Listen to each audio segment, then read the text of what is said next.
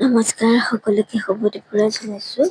আজি দুপৰীয়া সাজত বনাব লৈছোঁ দহি কচু, মগু দালি আৰু ৰঙালাও আগ আলু দি পেলাই ইয়াত ধুনীয়াকৈ আদা আৰু জলকীয়া কাটি লৈছোঁ। ইয়াতে আমি নহৰু পিঁয়াজ একো ব্যৱহাৰ কৰা নাই, আদা আৰু জলকীয়া দিয়া সুন্দৰকৈ বনাইছোঁ দেখিছেনে। এপাক সিজাৰ পিছত দালিখিনি ধুনীয়াকৈ ঢালি দি অকণমান সময় ধুনীয়াকৈ ভাজি ল'ম। তাৰপিছতহে আমি পানী ব্যৱহাৰ কৰিম। এইফালে আকৌ ৰঙালাও আগখিনি ধুনীয়াকৈ বহাই দিলোঁ আৰু লগতে চাওক ধুনীয়াকৈ জিৰা জালুক আৰু অকণমান ধনিয়া পাউডাৰ দিছোঁ। ধুনীয়াকৈ পানীখিনি শুকোৱাৰ পিছত এইখিনি মছলাখিনি দি দিছোঁ। ধুনীয়াকৈ অকণমান লৰাই পকাই ভাপ অকণমান সিজাই ল'ম, ভাজি পেলাই মছলা গোন্ধটো যোৱালৈকে। তাৰপিছতে গৰম পানী ব্যৱহাৰ কৰিছোঁ।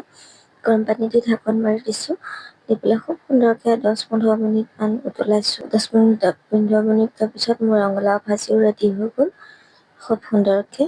দেখিছেনে একদম জহি গৈছে আৰু এইফালে তৰকাৰীখিনিও ধুনীয়াকৈ ৰেডি হৈ গ'ল। খাবলৈ যে কি সোৱাদ হৈছে নক'ব আৰু।